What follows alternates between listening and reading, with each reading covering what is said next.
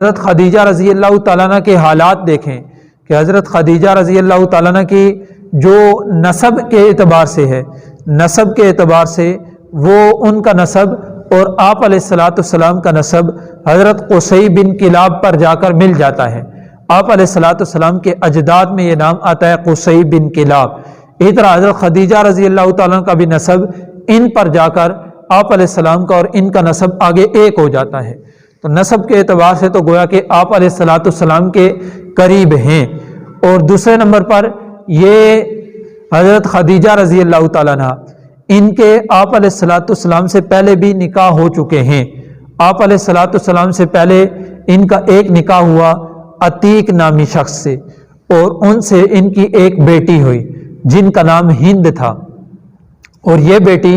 ان کا بعد میں نکاح ہوا جس شخص سے، وہ شخص شروع اسلام میں اسلام کا بہت سخت دشمن ہو کر ابھرا، اور حالت کفر ہی میں اس شخص کا انتقال ہوا۔ اور پھر دوسرے حضرت خدیجہ رضی اللہ تعالیٰ نے جو دوسرا نکاح فرمایا ابو حالہ سے، ابو حالہ یہ ان کی کنیت ہے، ان سے حضرت خدیجہ رضی اللہ تعالیٰ کے 4 بیٹے ہوئے، اور یہ چاروں کے چاروں بیٹے انہوں نے اسلام قبول کیا۔ اور ان کے جو دوسرے نمبر کے بیٹے تھے ان کا نام حالہ تھا، اس لیے حضرت خدیجہ رضی اللہ تعالیٰ عنہ کے جو دوسرے شوہر تھے ان کی کنیت بھی ابو حالہ تھی۔ تو یہ 2 نکاح حضرت خدیجہ رضی اللہ تعالیٰ عنہ کے آپ علیہ الصلاۃ والسلام سے نکاح سے پہلے ہو چکے ہیں۔ اور پھر آپ علیہ الصلاۃ والسلام سے یہ جو نکاح ہوا ہے، اس نکاح میں بھی اللہ رب العزت نے عجیب برکت عطا فرمائی ہے۔ اب آپ علیہ الصلاۃ والسلام نے اپنی زندگی مبارک میں 11 نکاح فرمائے ہیں، 11 نکاح فرمائے ہیں۔ امتی کے لیے تو یہ ہے کہ وہ بیک وقت زیادہ سے زیادہ 4 نکاح کر سکتا ہے، اللہ رب العزت نے اتنی مقدار متعین کر دی ہے۔ لیکن آپ علیہ الصلاۃ والسلام کی یہ خصوصیت ہے کہ آپ علیہ الصلاۃ والسلام نے اپنی زندگی میں 11 نکاح فرمائے ہیں، اور ان 11 کے 11 نکاح میں سے جس نکاح سے اللہ رب العزت نے آپ علیہ الصلاۃ والسلام کو اولاد عطا فرمائی ہے، وہ صرف یہ پہلا ہی نکاح ہے حضرت خدیجہ رضی اللہ تعالیٰ عنہ کا۔ ان کے نکاح سے اللہ رب العزت نے آپ علیہ الصلاۃ والسلام کو اولاد عطا فرمائی ہے۔ اس میں آپ علیہ الصلاۃ والسلام کے ایک بیٹے ہیں حضرت قاسم رضی اللہ تعالیٰ عنہ، جن کی وجہ سے آپ علیہ الصلاۃ والسلام کی کنیت ہے ابو القاسم۔ ابو القاسم یعنی قاسم کے والد، قاسم کا باپ۔ اب عربوں میں یہ عمومی طور پر رواج تھا اور مشہور تھا کہ وہ کنیت کو بڑا رواج دیتے تھے، یعنی اپنے بیٹے کی طرف نسبت کر کے اپنا نام رکھتے تھے،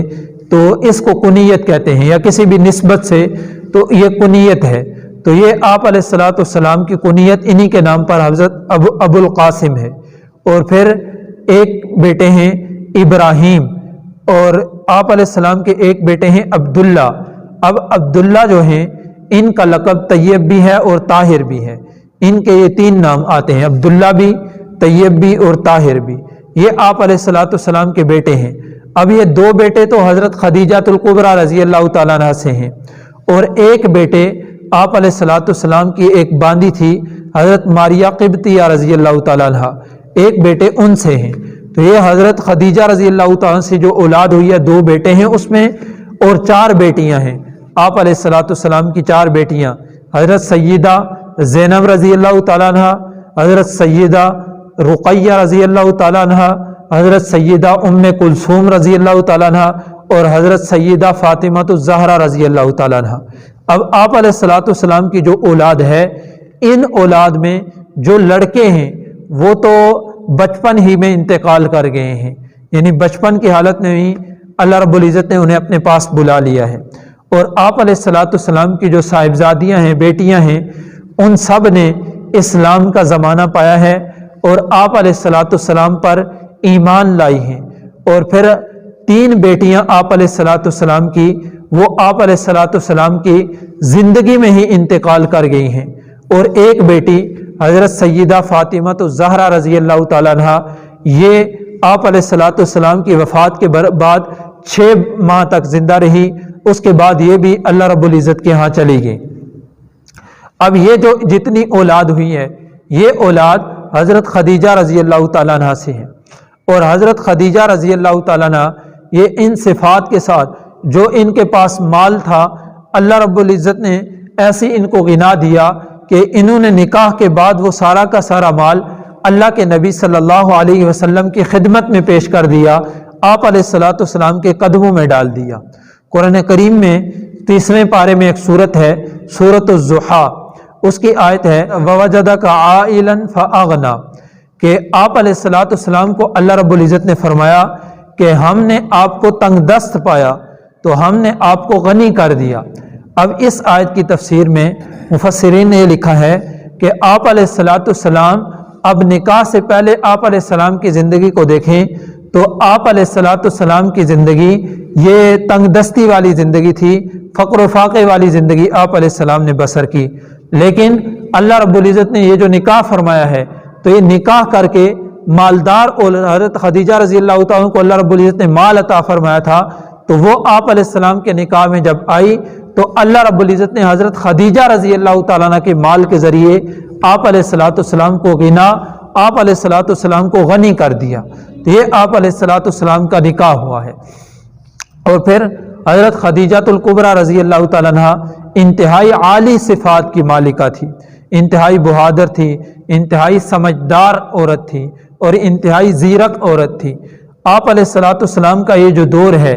اس دور میں اگر دیکھا جائے تو آپ علیہ الصلوۃ والسلام پر بچپن کی عمر میں، ہمارے سیرت کے مطالعے میں یہ بات گزر چکی ہے کہ آپ علیہ السلام کو بچپن کی عمر میں ایسے حالات آئے کہ جن حالات کی وجہ سے اب آپ علیہ الصلوۃ والسلام کا ایسا ساتھی چاہیے تھا کہ جو غم میں، رنج میں آپ علیہ الصلوۃ والسلام کی دلاسا دے، آپ علیہ الصلوۃ والسلام کا حوصلہ بنے۔ تو آپ علیہ السلام بچپن میں ہیں، ابھی پیدائش سے پہلے والد کا انتقال ہے، 6 برس کی عمر ہے والدہ کا انتقال ہے، 8 برس کی عمر ہے دادا جان کا انتقال ہے۔ تو ان غموں میں بعد میں زندگی میں جو حالات پیش آنے ہیں، ان کا سہارا بننے کے لیے ایک شخصیت کی ضرورت تھی، تو اللہ رب العزت نے اپنے انتخاب کے ذریعے حضرت سیدہ خدیجہ کو آپ علیہ السلام کے نکاح میں لایا، تو وہ آپ علیہ الصلوۃ والسلام کے دکھ درد کی ساتھی بنی اور آپ علیہ الصلوۃ والسلام کو انہوں نے حوصلہ دیا۔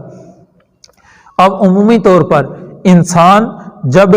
بہت سے مصائب کا انسان کو شکار ہو، بہت سے حالات پیش ہوں، تو ان مصیبتوں اور حالات کے انسان نمٹتا تب ہے جب انسان کی کمر مضبوط ہو۔ انسان ان مصیبتوں اور حالات میں تب کھڑا رہ سکتا ہے کہ جب انسان کو کوئی حوصلہ دینے والا ہو، انسان کا کوئی ساتھ دینے والا ہو۔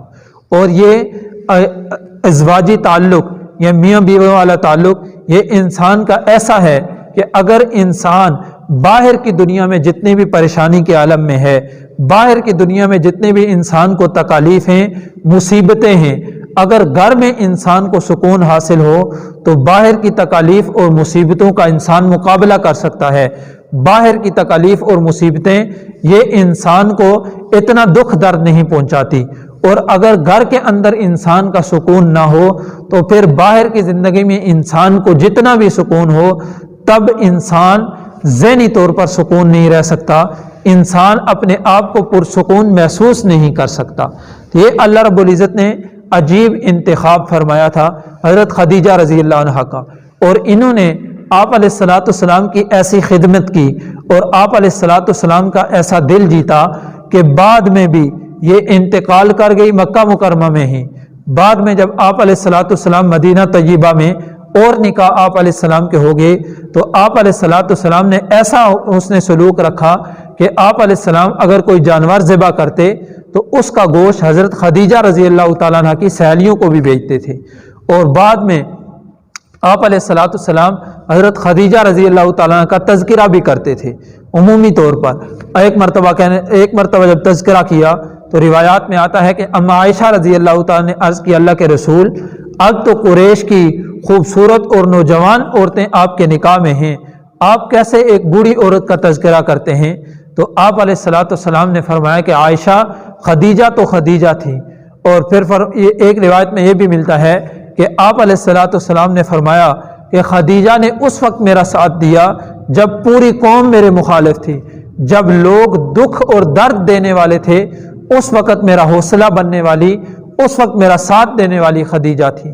اور آپ علیہ الصلوۃ والسلام نے ایک روایت میں یہ بھی آتا ہے کہ آپ علیہ السلام نے فرمایا کہ وہ میری ایسی بیوی تھی کہ ان سے اللہ رب العزت نے مجھے اولاد بھی عطا کی ہے۔ تو یہ ایسا آپ علیہ السلام کی خدمت کی، اور ایسا آپ علیہ السلام کا دل جیتا کہ بعد کی زندگی تک، وفات کے بعد بھی آپ علیہ السلام ان کو یاد کرتے، اور آپ علیہ السلام ان کے عمدہ صفات کو یاد کرتے اور تذکرہ کرتے تھے۔ تو ایسی اللہ رب العزت نے صفات دی تھی۔